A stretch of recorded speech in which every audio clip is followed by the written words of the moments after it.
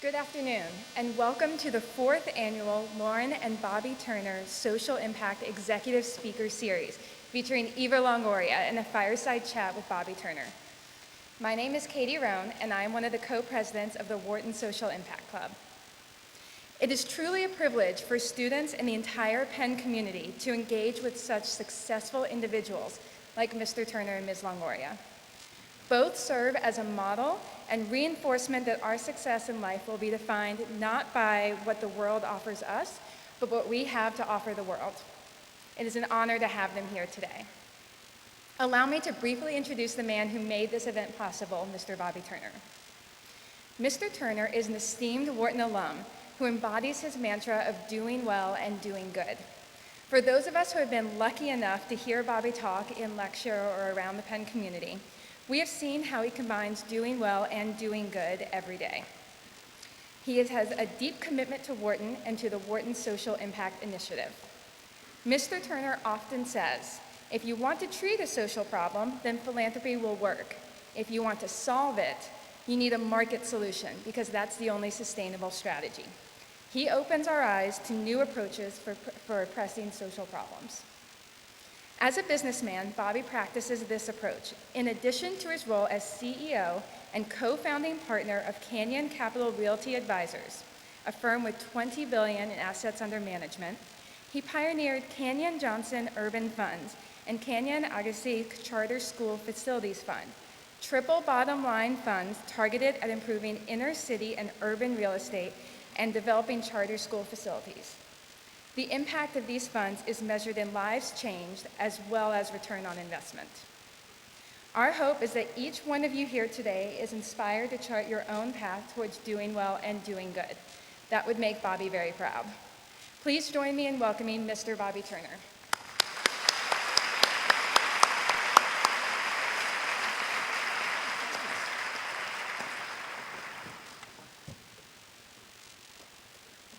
What a nice turnout. Much better than my dream last night. Horrible dream. I showed up with Eva, sitting up here, and only one person showed up. And it gets worse. As Eva and I are done our speech, we're walking off, and the person in the audience screams, "Hey, Turner, Longoria, where do you think you're going?" I said, "Well, why do you care?" He said, he says, "I'm the next speaker. If I sat and listened to your conversation, you should then sit and listen to my conversation." Not good. So a man goes to the Super Bowl, sits down in a seat and realizes that he's actually sitting next to an empty seat.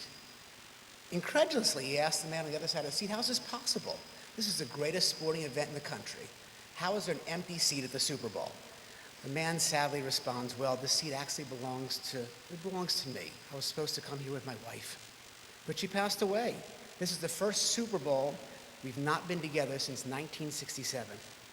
And the man responded, "My God, I'm so sorry to hear that. It's horrible. It's terrible. But couldn't you have found somebody else, a friend, a relative, or even a neighbor to take the seat?"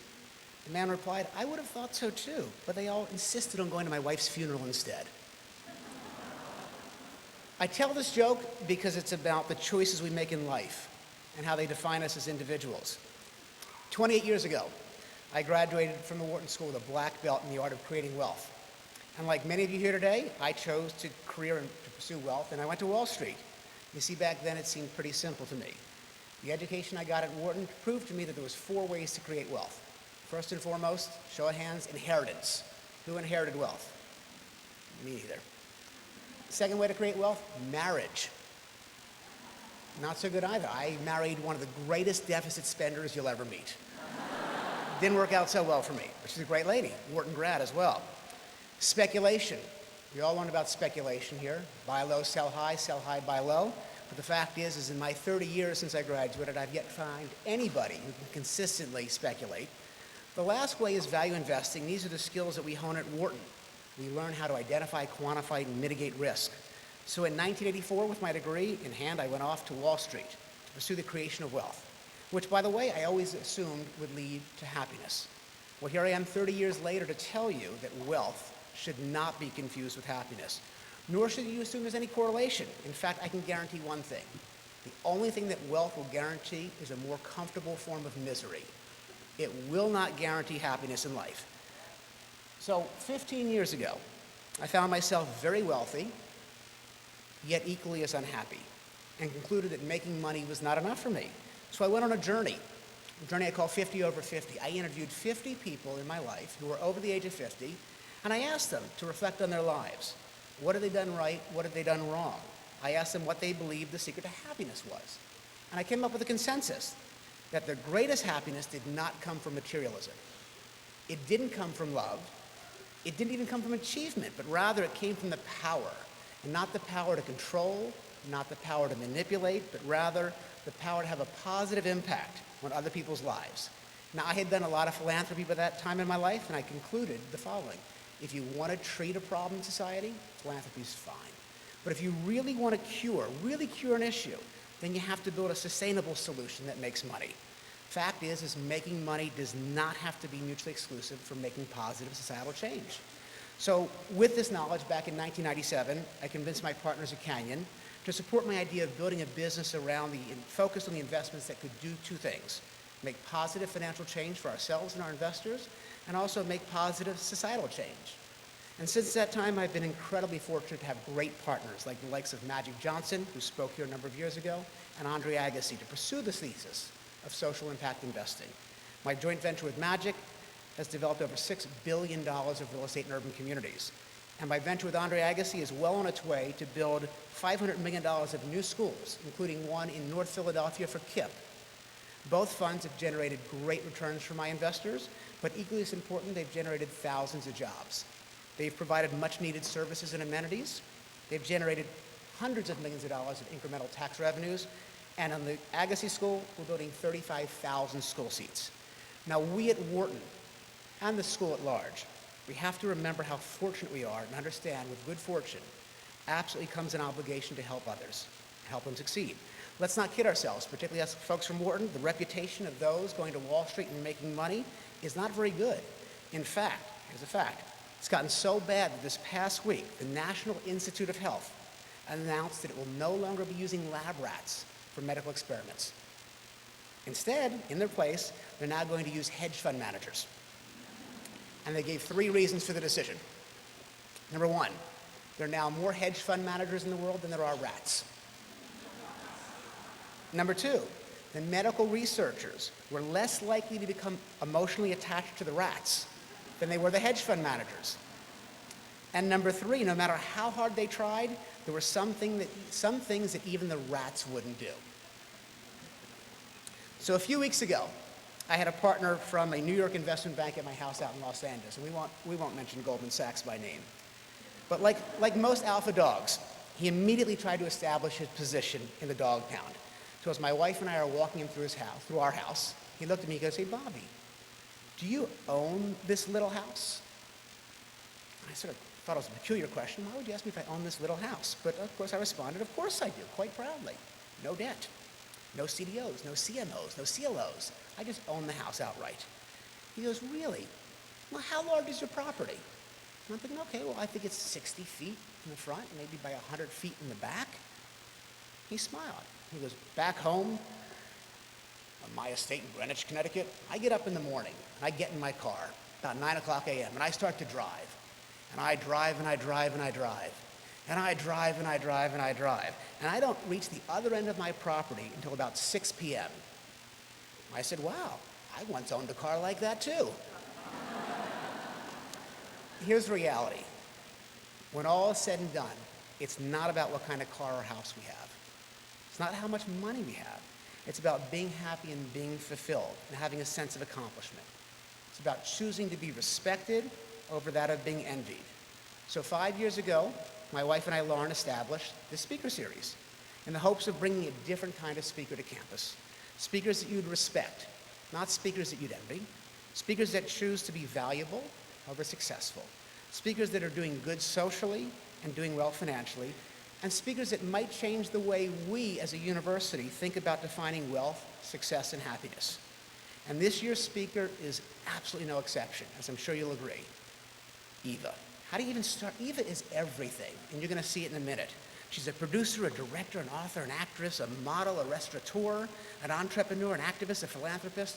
But what's most impressed me about Eva over the time that I've gotten to know her is her ongoing and very deliberate evolution from an actress, an actor, to an activist, from a fashion model to a role model, and from a desperate housewife to a dedicated humanitarian.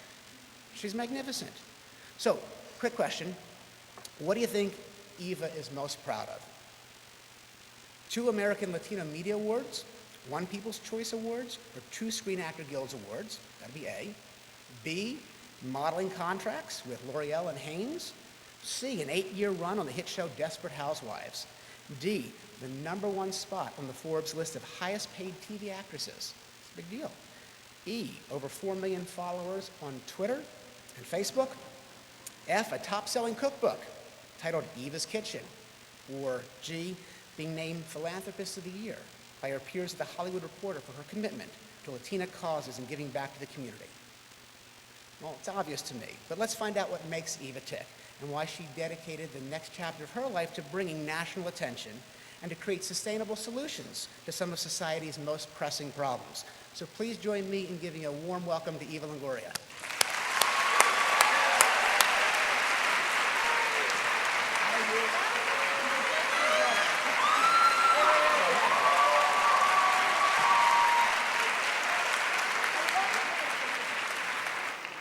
What do you like? This is my good side. That's your good side? Yeah. Hi, everybody. How are you? I'm pretty proud of my Twitter followers. That's amazing. It's 4,000,001 after tonight. Yeah. My daughter corrected me because I thought it was, never mind. It wasn't Twitter, I thought it was something else.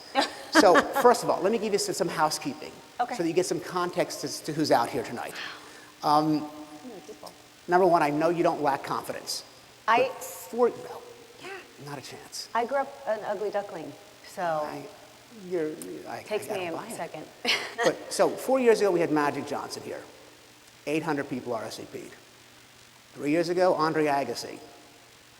1,000 people RSVP'd. Last year, Ludacris Bridges, about 1,200. This year, 2,500 people RSVP'd to come hear you speak. Yay! So, pretty amazing. It's because I'm Latino. We're the fastest growing demographic. So Absolutely. there's just going to eventually be more of us. Now, to break down the confidence, let me give you context of who these people are. I know. Please. These people, I would say the average IQ is 190. The average SAT score, 5,500. Average GPA, 7.0. I don't know. And if you went to Wharton, how many are from Wharton? These people Oh my God. are black belts in how to create wealth, Right. but they don't have a clue as to how to create happiness in their lives. They don't know yet. Wow, okay. And I think some might argue with you. they'll learn. Now, I will tell you, I did prepare for this. I watched a lot of your interviews with Pierce Morgan and is it Joy Behar, Katie Couric, all the people, and it seems that most of these interviews really focused about you in front of the camera. The Eva Longoria, the tabloid actress. I'm less interested if that's okay with you. Great. I would rather focus. As am I. I'd rather focus tonight on you behind the camera, the businesswoman, the activist, the philanthropist, and the person who's trying to really leave a legacy of making a positive impact on the world. Great. I'm coming in. Come on This over. is good.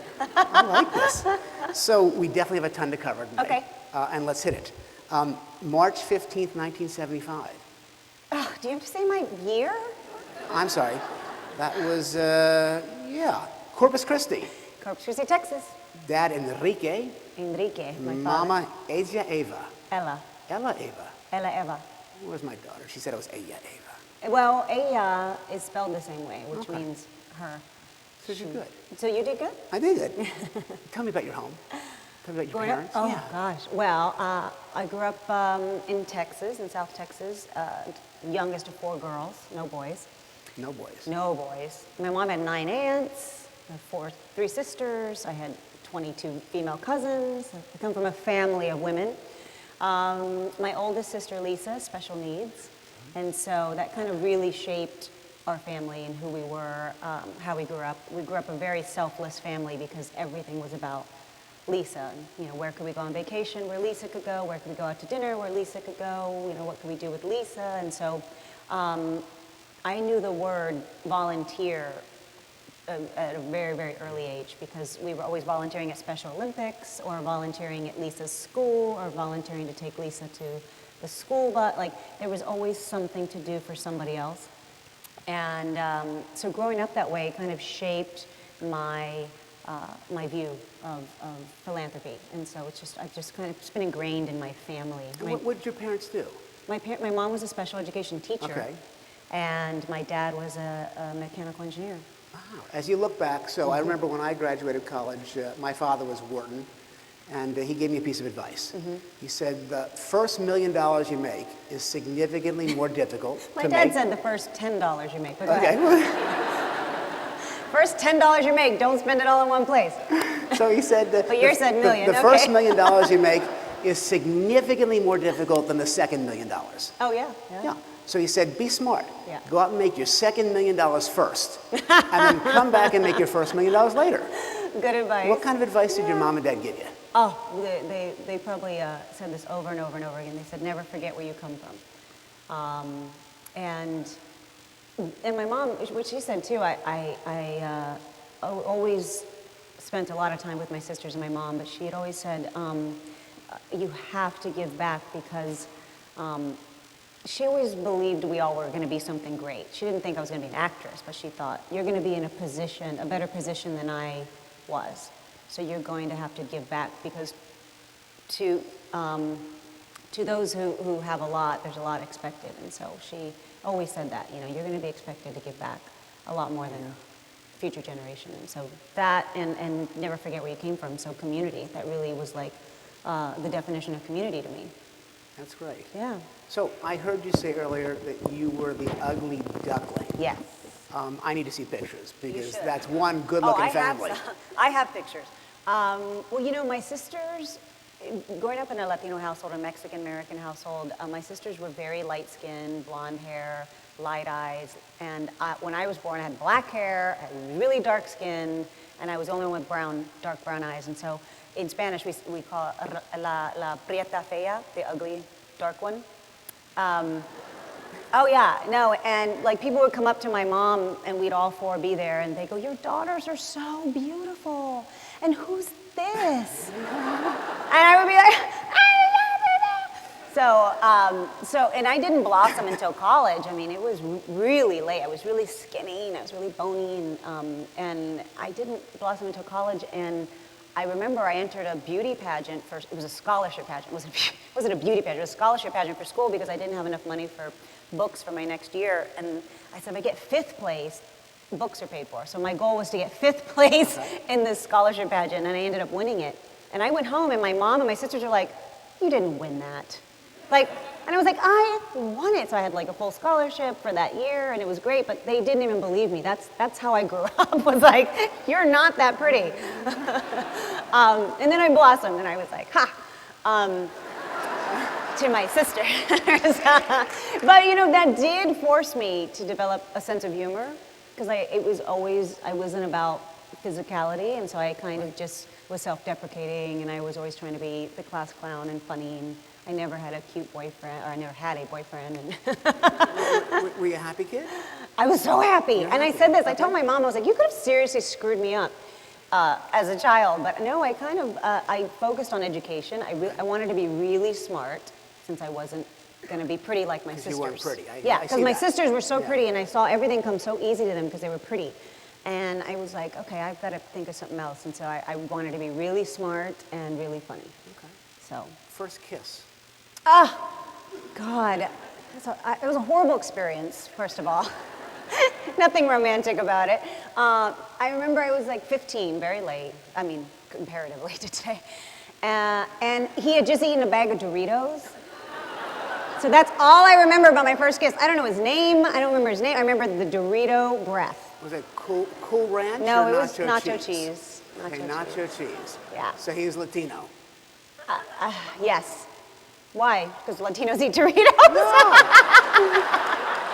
No, but he was. Not nacho cheese. He As opposed to was. the Cool Ranch, he would have been He was someone from Latino, Colorado. and I remember I had a quinceañera, which is like the 15th birthday party for Mexican American or for Latinos, And I was so terrified to kiss a boy before that because you have to do this whole thing in church, and I grew up Catholic, and I was like, God's gonna know I kissed somebody. So it was like the day after my 15th birthday, I was like, I'm gonna kiss somebody.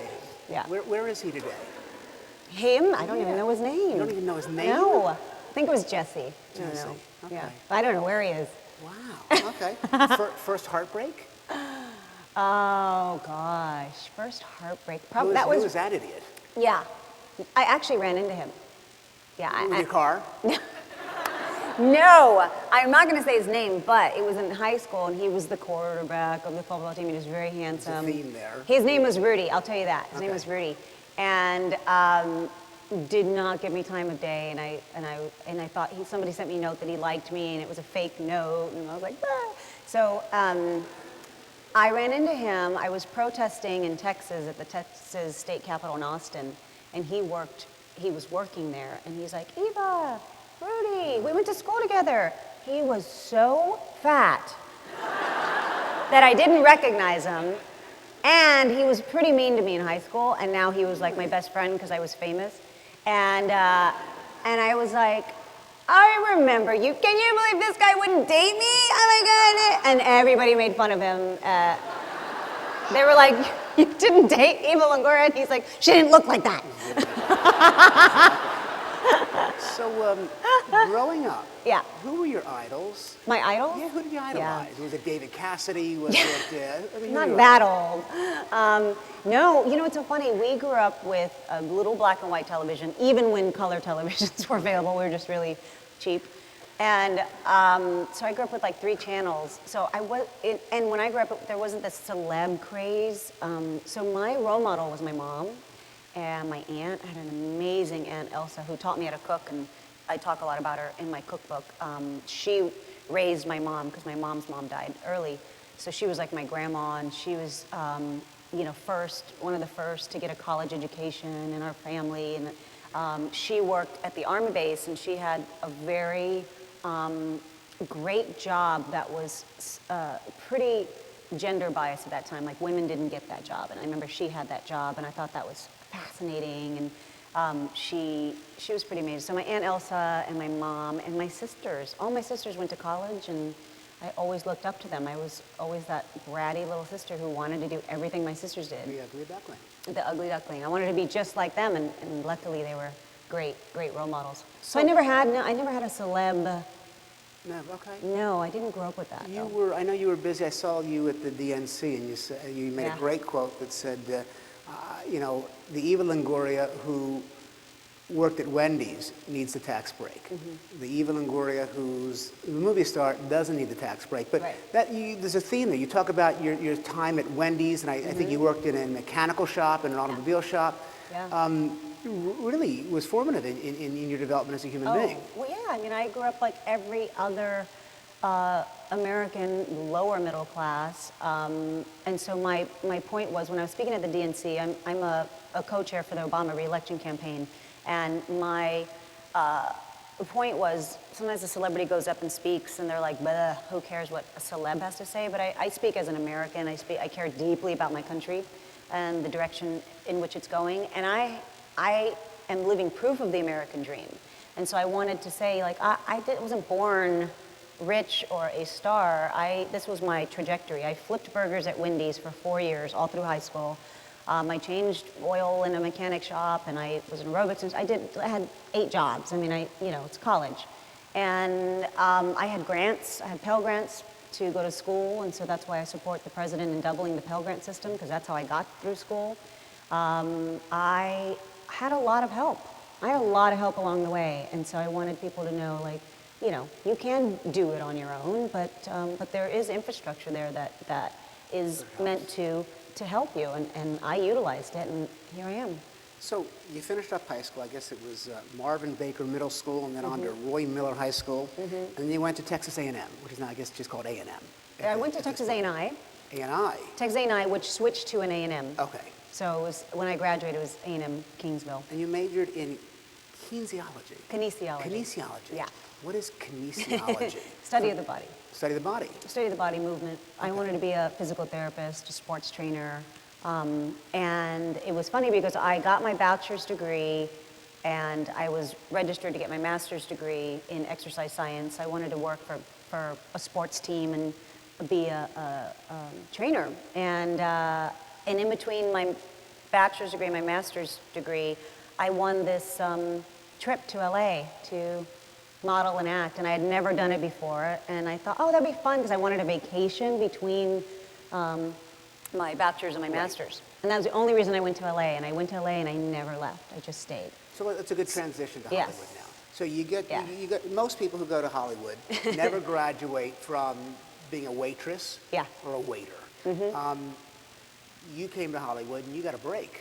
What was that first break? Well, yes and no. I came to Hollywood, and because I had my bachelor's degree and I spoke Spanish, and I was like, I'm bilingual, and I'm not going to wait tables, and I have an education. So I went to a temp agency to get a job that I could audition at the same time work, and they hired me. So I became a headhunter. They were like, you should do this. And I was like, what is that? I don't even know what that is. And I was so good at it. It was, to me, matchmaking. Like, here's a job and here's a person, and you matchmake them. And I was negotiating stock options and salaries, and I was 22 years old making about $300,000 a year. Wow. In this job. So that's what happened to me in LA. Like, so it wasn't, my big break wasn't so much, oh, an acting job. I got spotted at Starbucks. I paid off my school loans. I paid off all my debt. I took acting classes. I bought a house. I set myself up because of my education and because of this job. And my mom kept going, why do you want to be an actress? Yeah. You have a great job. And I almost didn't, because I was doing really well. And I was still very young, and I was like, I know, I just feel like there's more. I haven't tapped into my potential as a human being. And so I just continued to pursue acting. Then I got Young and the Restless. Okay. And Young and the Restless was paying $900 a week. $900. $900 a week. And I was like, So let's do the math work. Yeah. It's $300,000 a year. I was like, I $900 a can't. week. And so I did both. Okay. For 2 years, I stayed on as a headhunter, and I was on Young and the Restless. And I would go to clients, and I would meet people, and they go, are you on Young? And I said, no, I'm not.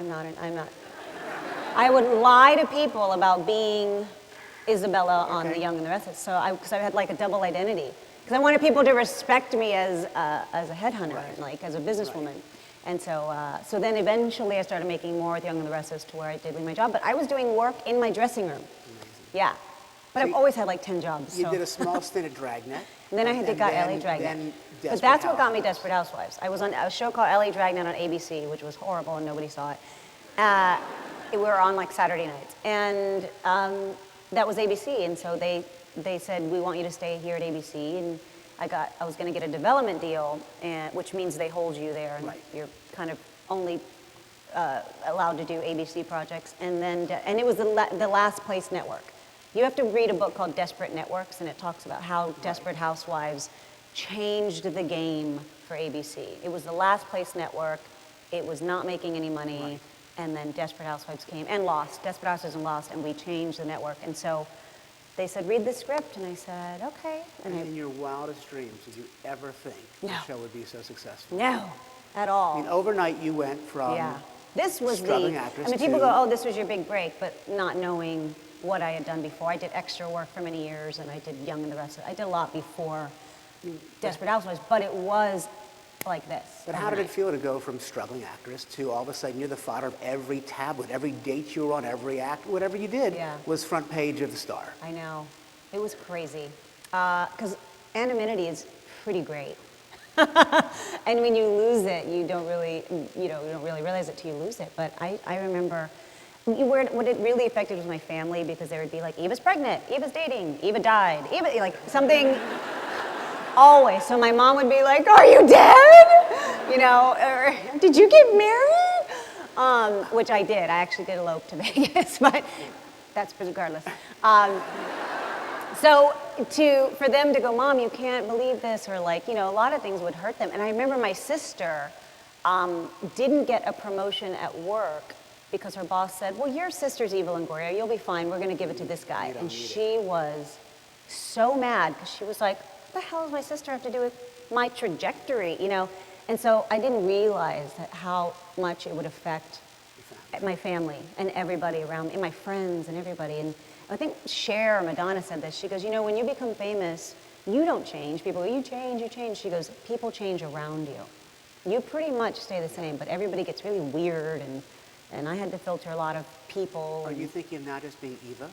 You had Cher, Like Madonna, Cher. and then you're just going to be Eva. Yeah. Let's go to your career and Yes. your ongoing diversification into business, Yes. politics, and sustainable change for the world.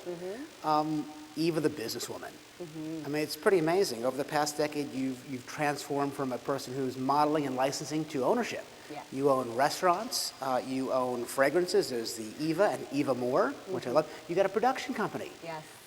which I love. Unbelievable, Unbelievable. which is great. What was the catalyst that got you from in front of the screen to owning businesses? Well, I've always been very driven and ambitious, always. And you can tell from just when I moved to LA, I was like, I need to set up something for myself. And so from the beginning of time when I was an actress, I always wanted to capitalize on branding yourself. I really wanted to brand who is Eva Longoria. Because we're our own, I'm my own product. You know, this is what I'm selling. And so I knew perfumes were pretty lucrative if they're set up right and distributed right. And so we kind of started out with that. I have an insane passion for cooking, so I did my cookbook, but the restaurants were kind of just this, I wanted to open up a taco stand in LA just because I think cooking is a very personal thing to share with somebody, so I wanted to share it with a lot more people. And then it became Beso, and then Beso Vegas, and now I'm opening another one in Vegas. And so it's become this really, great business opportunity. And my production company really stemmed from, I want to create content that has a social message. There's so much crap on TV, and I thought, why not program with purpose? And so that's why I created my production company, and we're producing a lot of great TV shows, and I have an overall deal, a first look deal, which is great. And it's just all kind of exploded. But I feel like my mom, raising 4 girls, one with special needs, taking us to school, she did so much that I always feel like I'm not doing enough. People go, you're doing so much. I said, I feel like so much time in the day. And that's why I went back to get my master's degree, because I never did it, and now I'm finishing it. And everybody's like, how are you doing all of this? And I say, you have a lot more time in the day than you think. Right. People waste a lot of time in their day. I once heard someone say there's plenty of time to rest when you're dead. Yeah, that's what I always say. I'll sleep on the plane. Right. Like I bank my hour. I just went to New Zealand, and I was like, 15 hours of sleep. And no twittering. And there's internet Wi-Fi? now. Yes, that makes me so mad. There's internet on plane. The business is doing well? Yes. And I have to, being a Wharton student, do you have any openings for some pretty savvy and ambitious Wharton students? Because there's a lot of people out I'm here sure there are. that are looking. Can we go to Eva the activist for a Yes, second? let's do it. You're serving as the national co-chair for President Obama. Right. You talked quickly, briefly, your family was political. What is your role with Obama? Why are you up there every day waving that flag passionately I know. for President Obama? Again, because I'm an American citizen, I always think the power is with citizens. People go, you should be a politician. I think the power is with us. And I've been politically active since I was 17. When I was in high school, my government teacher made our classroom volunteer for one of the campaigns, and you had to log in hours, and it was Clinton's first. So you could pick whatever party you wanted, and so I went and volunteered for Bill Clinton, and from then on I was hooked to politics. I'm a political junkie. I've always been politically active long before I was famous, and so I just find it important. And the reason I was asked to be on the Obama re-election campaign was because there's 2 communities that I care deeply about, which is the women's community and the Latino community. And these 2 communities to me are disproportionately affected by policy making. And so I really wanted to be involved regarding engaging and mobilizing those 2 communities. And so I can tell you all the reasons why I'm for Obama, but that's why I'm politically active. And listen, everything that you and I have talked about, you're for America. Yes. You recognize, and it's unfortunate that we live in a society where our political elected officials hate the opposing party more than they love their constituents. Yeah. and then it's very difficult to make progress. Yeah, the partisanship is really silly. It's Yeah. like Crips and Bloods at this point. I mean, It really is. yeah, it's fascinating to me because I am a progressive. Would you ever run I for want to politics? move the country forward. No, I don't think so, but too many skeletons in the closet. But I do feel like I do care about the country and moving it forward, and specifically as a woman. And people keep talking about this war on women, and I do believe that to an extent of I want to move our agenda forward, whatever that is. Your agenda is different than my agenda, Right. even though we're both women, but I just feel like we're fighting battles that we've already won. Yeah. As a woman, Over and over again. Yeah. over and over again, and I want a progressive president who pretty incredible. supports the Lilly Ledbetter Act, who supports women's rights and access to education and access to health care, and so, Equal pay and jobs. Yeah. Reproductive rights and yeah, options. all of that. I Yeah. just, strongly believe, I believe in a lot of progressive policies. Now, you're also very involved in La Raza, National Council La Raza? which is an advocacy project. Tell us about that. Yeah, What you're involved in there. NCLR is the largest advocacy group in the United States, and they advocate for all kinds of things: healthcare, access to homes, making sure there's equality in renting a house and getting a house, whatever. They do everything.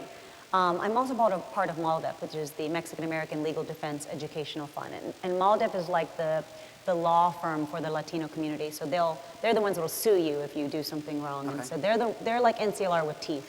Okay. Yeah, and so I'm a board member of MALDEF, which really supports social justice. So we touched on it briefly. I want to go to Eva, the philanthropist, Okay. or Eva, the game changer. And we talk about the need for sustainable solutions to solve some of today's greatest problems.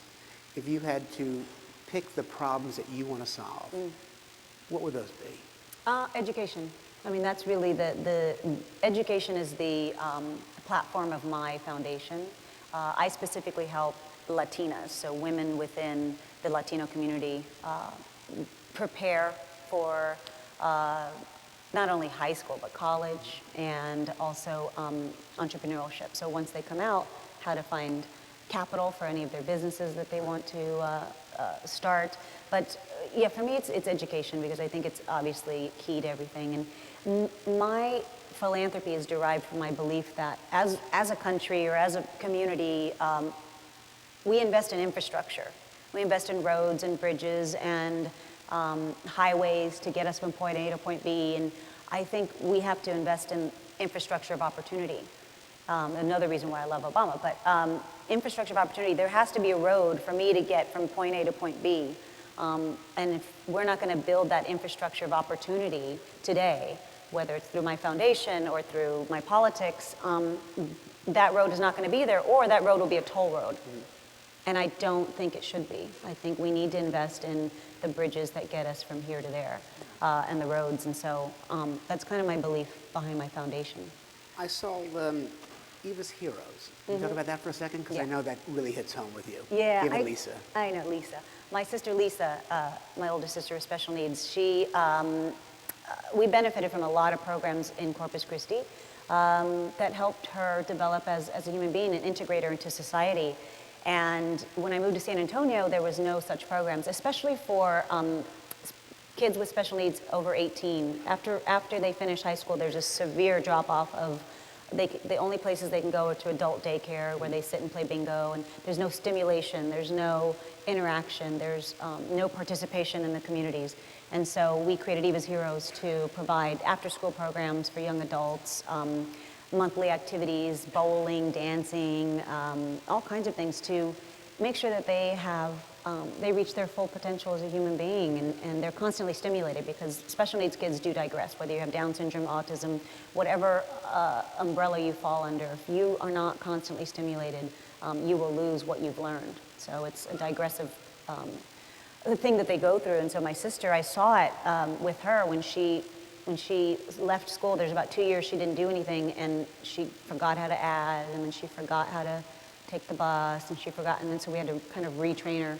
So that's what Eva's Heroes does, is allow them to grow and interact and play. And Also teaches community how to interact with people with special needs. Sometimes people are really scared of them, and it's crazy. But I have to tell you a really quick story, and I've said it before, but my sister's she's the light of our life, and this is where I get my philanthropy from, is when she was in high school, she had to get integrated to a mainstream high school. So you take your electives with,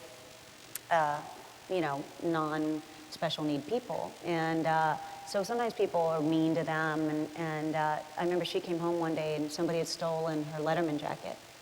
And I was maybe 12. And I thought, who would take a mentally disabled kid's Letterman jacket? I was so mad. And my mom was, sad and upset. And I go, Lisa, who would take your jacket? Because I thought she knew. And I said, who would take your jacket? And she said, someone who must have been cold. And I thought, oh. She taught me what compassion was. She didn't for one instant think somebody stole her jacket. Right. She didn't think it was somebody mean. She thought somebody must have been cold and really needed it. And I thought, wow.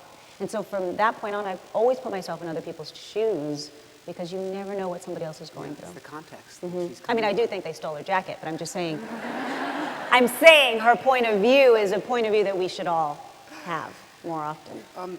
Cancer. Mm-hmm. You're the national spokesman for Padres contra el Cáncer. Mm-hmm.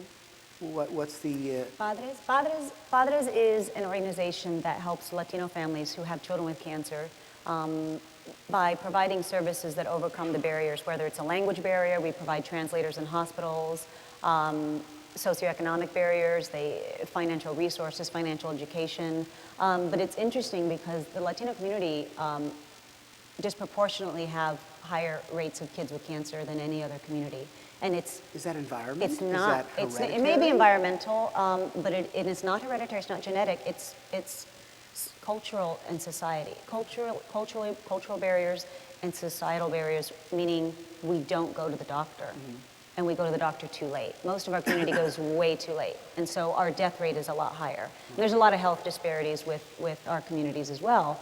Obviously, financial and lack of insurance is number one. If you don't have insurance, you can't take your kid when they're sick, and then we catch it too late. So Padres, that's what Padres does, is they do this amazing work for high concentrated Latino communities. Nice. Yeah. So before we open up to the audience, because I know they're anxious to ask some questions, I've just got a couple questions about your legacy. We talk about that all the time. Yeah, sure, my legacy. Your greatest accomplishment to date? What do you think it is? My greatest accomplishment probably is my family. I'm so proud of coming from them and what they've kind of gone through. And you're close with your sisters still? Yeah. Oh, that's nice. Oh, yeah. Yeah, very close. I was just with them Saturday, and my sister's like, that's an ugly dress. I was like, really? They keep me grounded. Okay. Greatest failure? Biggest failure? Yeah. To date? My marriage. Okay. Yeah, I say that in the sense of that's how I thought of it. I thought, dang it, I wanted to be good at this, and I felt like I failed at that. Okay. Mm-hmm. Now it's a therapy session. We just got deep. So, Eva, have you ever considered a nice married Jewish guy? I've never dated a Jewish guy. We love our mothers. We're very good. Is there anything, you saw the movie Groundhog Day. Right. Is there anything in your life that you wish you had the second bite at, excluding the marriage? A second bite? No. I don't really have regrets. No. I don't think you do. I don't think so either. You are unique in that you have a platform. Mm-hmm. Do you feel that you have a responsibility to deliver a good message with your platform? I mean, we've had rappers up here. We had Ludacris up here last year, and he was so interesting because he talked about his relationship with his mother, and he has a daughter. But of course, every other word in his rap songs was, beat the bitch, beat the bitch, beat the... I can't say that, can I? Do you feel your content, right, that you'll shape your content to personify who you are as a human at this point? Yeah, absolutely. I think to whom much is given, much is expected. And I really try hard. I try really hard to make sure that the message I'm giving to little girls looking up to me is a positive one and is an effective one. And at the same time, it is hard to censor yourself because I still want to be me and I still want to be, authentic to who I am. So you try to not be who people think you are and try to be yourself, but at the same time have responsibility about who that self is and what self you're putting forward. But because I'm politically active, I've always gotten asked the question of, aren't you scared, you're going to alienate half your fans because of your political views? And I always say there are some things way more important than if somebody's going to come see my movie or if somebody's going to see my television show. And the work that I'm doing politically or my activism, whether it's for farm workers or special needs or my work with Obama, there's some really important stuff that I'm getting behind, and I know some people don't agree with it. Some people, are pro-life, or some people, don't believe in fair pay, and some people, whatever yours is, I respect it. I respect that that's how you feel. That's just not my opinion, and so my job is only to kind of say, this is who I am, this is what I believe in, and if you agree, great. If you don't, good for you. You seem genuinely happy. It seems that, you realize that it's better to be respected than it is to be envied. My daughter asked me this question a number of years ago. She came home from school and said, Daddy, the question was from her teacher, go home and ask your parents what they want their epitaph to read. Oh, thanks. And I think I told you this tonight. Of course, I looked at my daughter and said, Daddy, you went to Wharton. I don't know what the word epitaph means. Looked it up, and, what did you want your tombstone to read? And for me, it was very personal because it's changed as you get older and you get wiser. I remember when I graduated Wharton, I wanted my epitaph to read that would have read, Daddy had the most change in his pocket when he died. And now I want it to be, Daddy made the most change to the world when he died, which is just a sense of maturity. Has your epitaph changed? What does your epitaph say in your... No, I don't think it's changed, but it has always been, this person made a difference. Yeah, I really I would love to have effective change with one person. And I think the barometer of success, like you were saying, even being here at Wharton, being here at this, amazing, prestigious school is, a lot of times the barometer of success is your wealth. And, there's so much richness in giving back. Well, and I think as most people in this audience have realized that over the last couple years with the financial crisis, is wealth is fleeting. I had numerous friends who worked at Bear Stearns or at Lehman Brothers who worked 20 or 30 years there and created great wealth, only to see it disappear overnight. Like you as an actress, it's amazing how the people around you change when you're famous or when you're rich. And when you're no longer famous and you're no longer rich, you haven't necessarily changed, but the people around you do. Yeah. I think we have 2 mics out here. If we could raise the house lights. For those who are interested in asking Eva a question, if you could just form a queue behind this microphone right here. It's an Hi. Oh, there's 3 mics. Okay, so let's start in the center here. Hi. Whoa. I think it's on.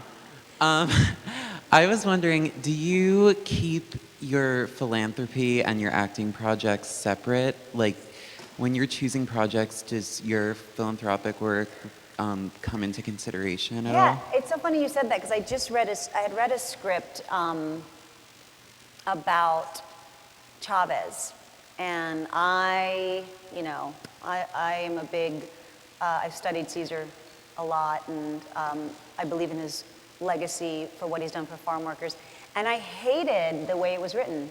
I thought it wasn't historically capturing his legacy. And so I kind of said, I don't want to do that. And everybody's like, you've got to audition for Caesar Chavez. And I said, I know it's going to be a big movie, but it's like doing the Alamo. I don't know if you guys remember seeing that movie. It was full of mistruths. So I was like, I can't do the Alamo. Well, not this particular version because it's not accurately correct. And so, yeah, sometimes I do. And I am doing a new movie called La Frontera with Michael Peña coming up. And it's kind of based about what's happening in Arizona with immigration and all of the sheriff, the crazy sheriff, Arpaio. And And it's very, very well written, and it humanizes the issue of what's going on in Arizona on the border. And I said, this I can do. This speaks to who I am as a person. I don't think I could do something that doesn't. Yeah, it's a good Thank question. you.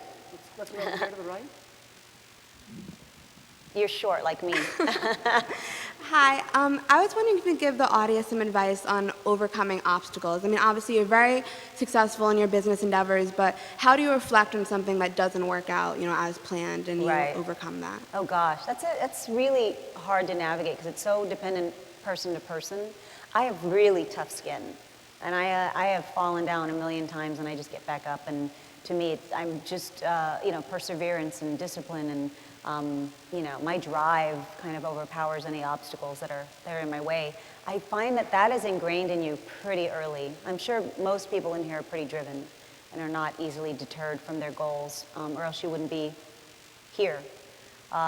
So it's it's hard for me to answer that. What do you say to that about what do you do with how to get over obstacles? I see, because if as an actor, I had 1,000 rejections before I had the one yes. And so it's kind of part of There's three options. my career. There's only two available to Wharton students: run it over or go around it. Many people back up. But the reality is those that are successful have fallen down and gotten back up. It's not how many times you fall down. In our business, it took us, 30 years to build a business. We had great years, we had horrible years. But reality is failure is not an option. And you just have to have that state of mind that no is not an answer. Yeah, that's how I believe. Will you marry me? No. No. Will you marry me? No. We'll just keep going. Let's go over to here. Hi, Eva. Hi, Bobby. My name is Stephanie, and I'm a huge fan of yours. One of my questions, I'm very familiar with Desperate Housewives, and I know on the show you played the mother of Juanita, an overweight young girl. And my question for you is, what advice or what is your opinion on America and the constant struggle to be healthy and to be fit and, not overweight like that? Because I know on the show, Yeah. Gabriella's opinion is different. I was actually happy we addressed that storyline on the show, because what he was trying to prove is that Gabby, being so superficial, has this overweight child, and so how does she measure beauty? And through the lessons, she measured, Juanita's beautiful in her own way. And I find, you said two different words, fit and healthy, and so I think it's important for our country to be healthy. I mean, not only for the health benefits, but for the economic benefits to our country. We're really spending a lot of money for people who are have unhealthy, sedentary lifestyles. And so I think it is important that we address obesity, specifically at an earlier age. You guys are academic, and so you know the studies and what they're saying. And so I think it's important. I think it's important that physical education is not taken out of elementary schools or out of any schools. So much, there's a lot there. That's a big, loaded question. But yeah, regarding, health, it's absolutely important that we're a healthy nation. Thank you. Let's go back to the center here. Hi. Hi. My question is, if there was one thing you could tell college students today, based on your own experiences in college, what would that be? Oh gosh, well, I think I mentioned you guys, I'm getting my master's now. And I was just telling Bobby backstage, I wish I was this student then, because I'm like a nerd now. And I pay attention now. I finished college in like 3.5 years because I just wanted to get out and wanted to get it over. And I felt like I missed really absorbing what I really needed to absorb during this time. But this time really shaped, shaping you. What you're learning from 18 to 24 is substantial to the person you're going to be. Health habits are formed at this time, social habits. So many things are formed during this time, and so just pay attention. I always say pay attention, not always, well, be a good student. I mean, pay attention to what is happening in the world around you. Because, I looked back and I said, oh, I wish I was a better student. It's hard at age 18. It is. To Your put it into focus. context, Yeah. will you marry me? No. Keep going. Can you go over here? Yeah. First of all, Bobby and Eva, thank you for being here and giving us something to aspire to as we turn our careers on. I would like to ask, given what you mentioned about the demands on you, a lot of different philanthropies probably coming to you for help or money or advice. Right. How do you decide and prioritize which ones you want to support and how you value those Well, outcomes? it's funny because when I first, like I said, I've always been a philanthropist and I've always cared about special needs. And when I first became famous, I mean, everything comes to you. Save the dolphins and, AIDS in Africa and, monkeys in the Congo. And, it's like everything. You go, I can't save and do and raise money for everything. And so that's why I created my foundation to be a little bit more laser focused about what I want to do, because then I would have effective, efficient change as opposed to spreading myself too thin.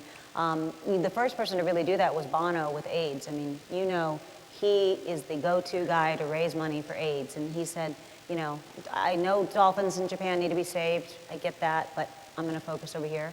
And so that's why I decided to do Latina education. And you have to be really, really laser focused with that, because if not, your name is just watered down if you're doing everything. But the reason I picked this is because I believe in education reform and education being an important social cause. And also, I've always wanted to give back to my own community because it gave me so much. So that's how I determined what that was going to be.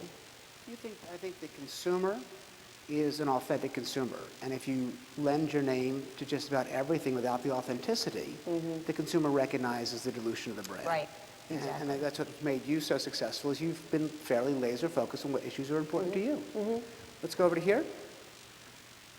Hello, Hi. my name is Yesenia. It's really nice to meet you. I think you're amazing and such a great inspiration for Latinos. Thanks. So thank you so much for that. But my question was towards, I'm a poli-sci major in the college, so I'm not in Wharton, but I'm in the college. But I also had a question basically on what is your take on Latinos in politics? Because I know we don't have very much representation in politics in general, and I just wanted to know what your views were on that and possibly how we can improve that. Yeah, I think we're obviously underrepresented in offices, but so are women. And I find like, when you're having this discussion about birth control and it's 5 men having it, that's a problem to me. You don't have a uterus, shouldn't be in this conversation. So that also is reflective of causes that disproportionately affect Latinos. And African Americans, most minorities, women and minorities, it's important. And I find that specifically with Latinos, we're such a faction group. I'm Mexican American, there's Puerto Ricans, there's Cubans, there's Guatemalans, there's Central Americans. I mean, we've all come to this country in a different status. Mexicans were here, then we were occupied. I've said this before and I got in trouble. You have to read Occupied America by Rudy Acuña, who's a godfather of Chicano studies. And he talks about Latinos see this country very differently, depending on how you arrived. So because Mexican Americans were here, we have a very different attitude. Or Mexicans were here, and then the border moved, very different attitude than Cubans who were political refugees and were helped substantially by our government at that particular time. And then to Puerto Ricans who, if you're born here, you're an American, but if you're born on the island, you can't vote, and it's a statehood, is it not a statehood? Like, they have a different status as well. And so when you say Latino politics, it doesn't mean we have a Latino agenda. There's a lot of, conservative Latinos, and there's a lot of liberal Latinos, and so I just think a great representation of, in the political landscape, it should be reflective of the American landscape. And so if we're 16% of the population, we should have 16% of, representation. The same thing with women. Politics like to treat women as a special interest group. We're half of the country. We're not a special interest group. We're half of the country, and so I think I'm more driven to get women into politics to make sure. Are there any particular Latino politicians like the Castros out of San They're Antonio? amazing. That's my Mayor Castro from San Antonio. Awesome. Joaquin Castro, his brother. They both spoke at the DNC. you know, there's the great ones that are in office now, Robert Menendez in New Jersey, and Javier Becerra and Charlie Gonzalez, and some really great people doing great work. But you know, we need more, just like African Americans and women need more representation. Okay, let's head over to here. You're right. Oh, me? Oh. Hi.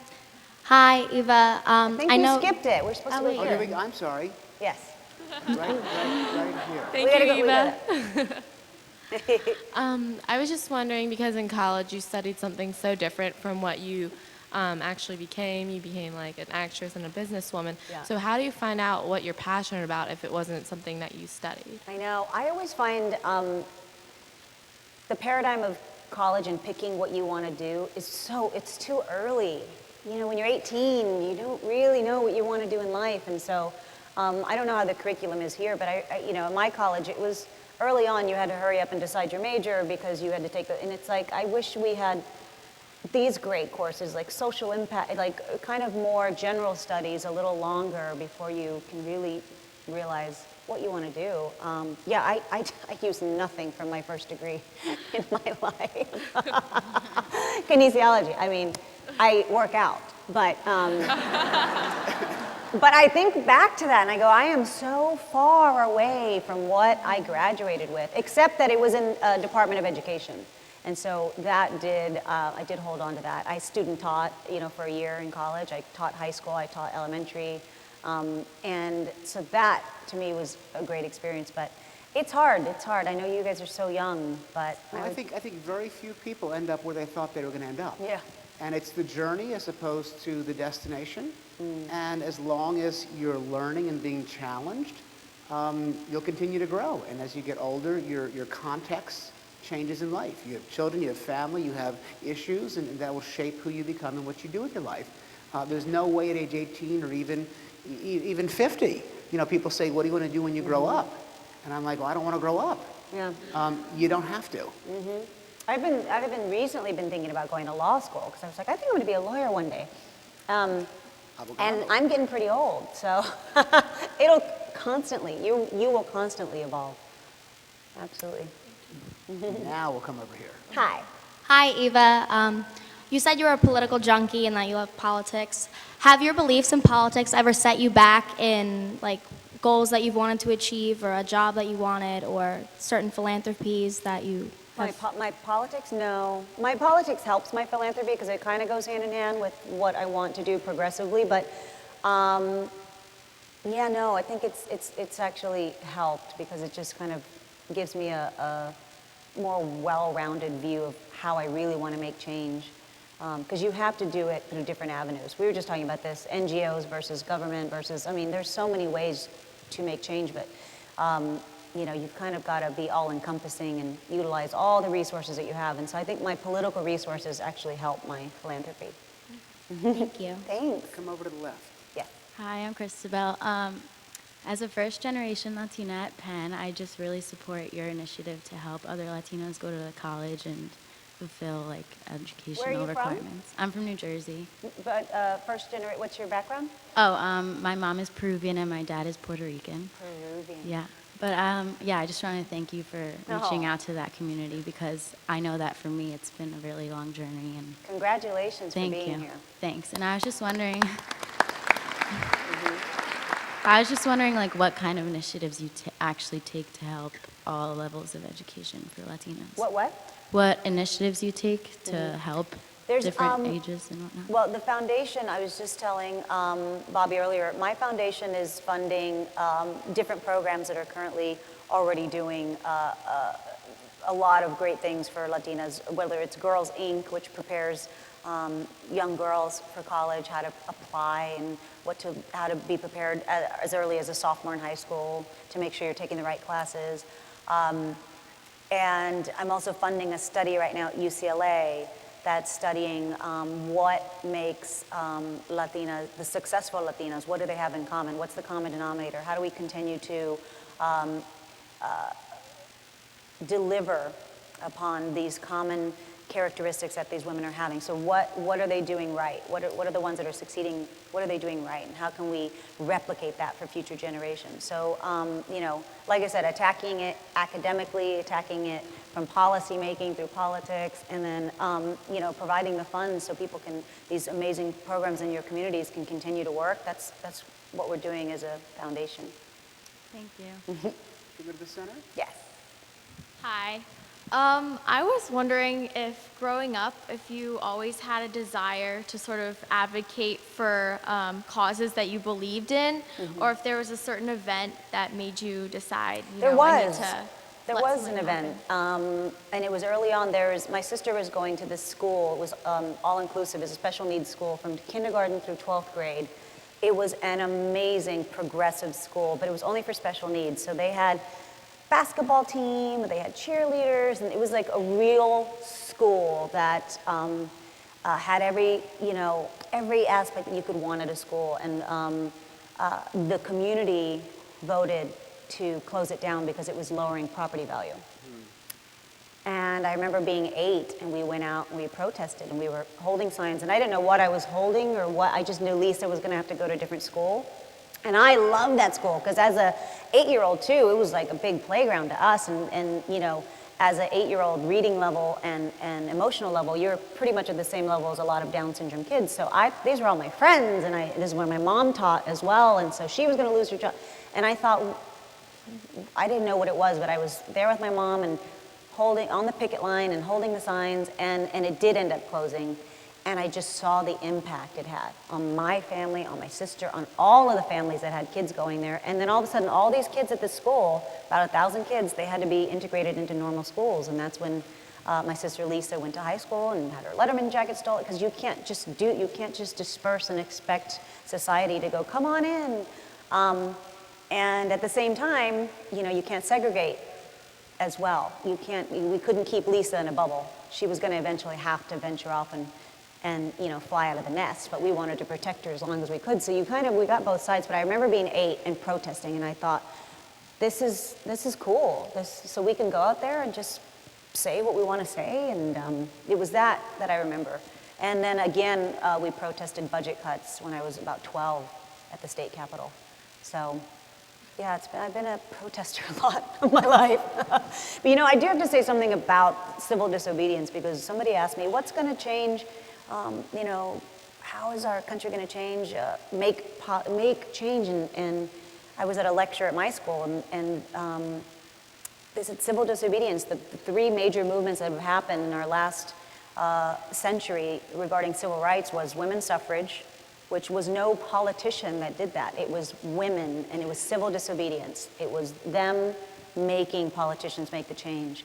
Of course, African Americans getting the right to vote was the next one. Nobody wanted that, and it was civil disobedience that made a change. And then in the 60s with the Chicano movement, getting you know, the LA walkouts and getting all of that change done for education, equal education.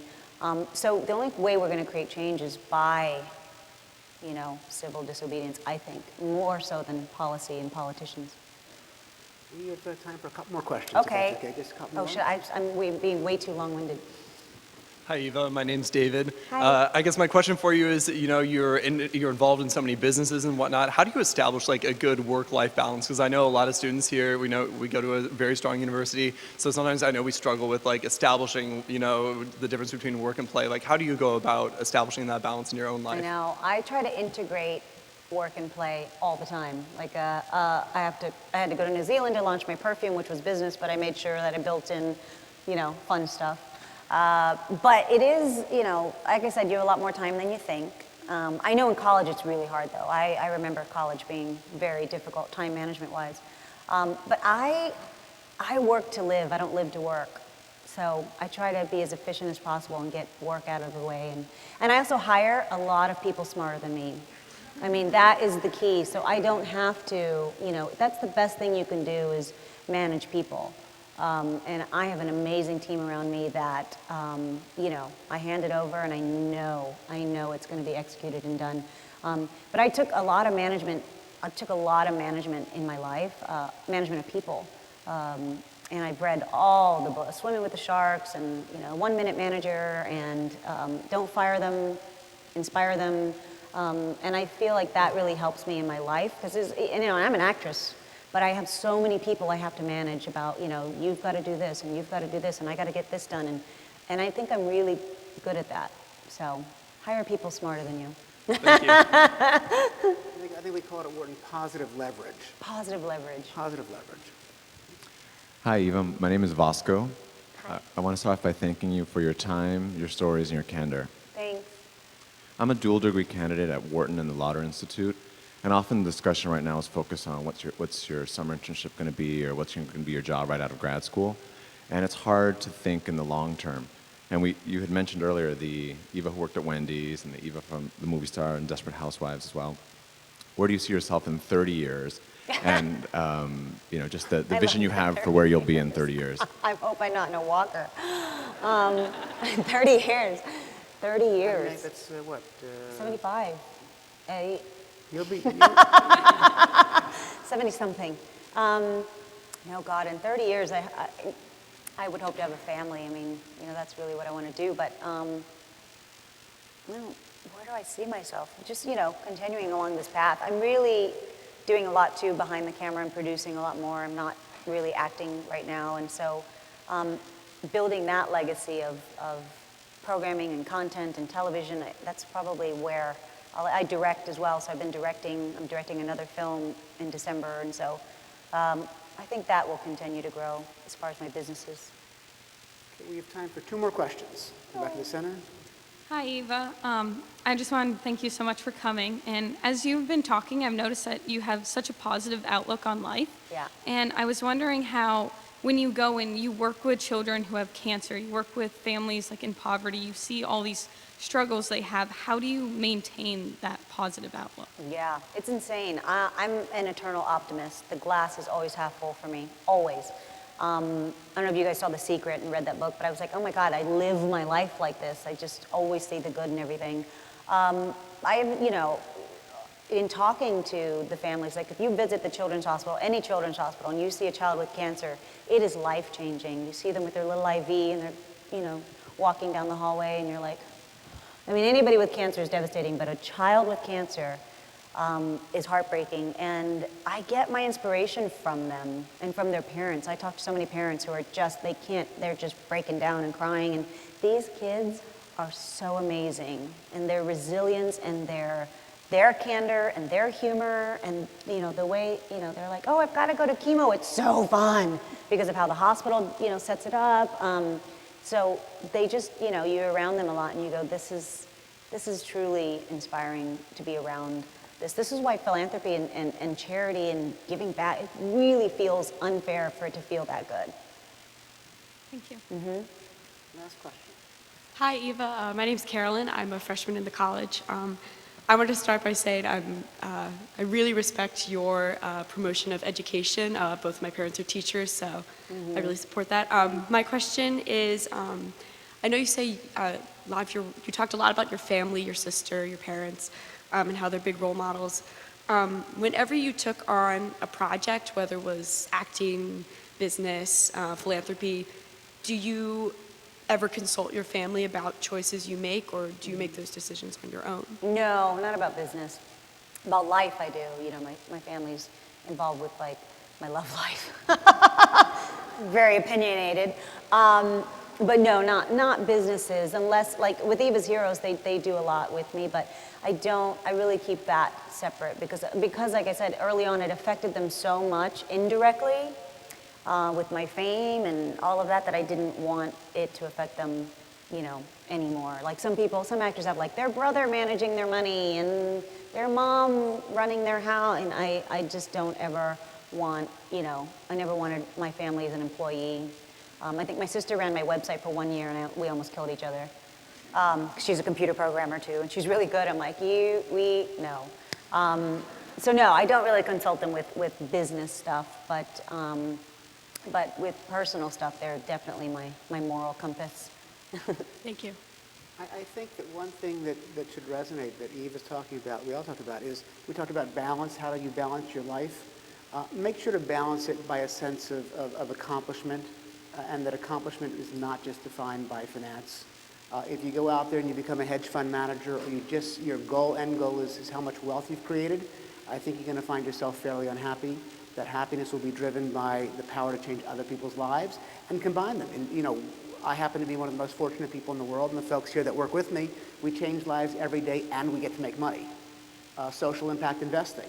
And social impact investing doesn't mean that they have to be mutually exclusive, making money and making change. And in fact, hopefully we'll impact the curriculum here at Wharton to recognize that social impact investing candidly generates better risk-adjusted returns than traditional investing, because social impact investing is focusing on marketplaces that are underserved, or the traditional provider of services is grossly inefficient and ineffective.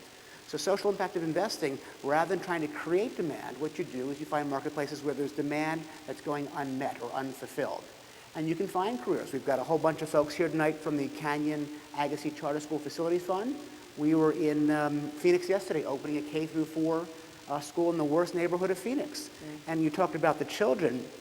When you talk about a child with cancer, when you talk about a child who's being provided an opportunity to learn, the children don't really get the context. It's the parents. And the children don't appreciate what the parents are doing for them, but I promise you, parents appreciate and recognize social impact as being something that's essential to right our listing ship in society, because we really have lost the fabric of what's made us as Americans a community. Is Katie back there? I think Katie had something for Eva. Oh, she did? I'm here. Yes, Bobby, thank you again for making this event possible, and Eva, to help commemorate your visit and to remember Wharton very fondly. We have a commemorative bud vase. Oh. I also have a wrapped one down. That's beautiful. To remember your time fondly here, we want to thank you again for taking the time out of your schedule. I know it's very busy, but we've really appreciated hearing your story, and I know I can speak for the Penn community when it's been very inspirational. Thank you. Thank you. So great, they're so great. I know. Good job. Be sure you have to follow me on Twitter so I can get more followers. Thank you for coming, you guys. Thank you so much. Thank you. My thing fell off.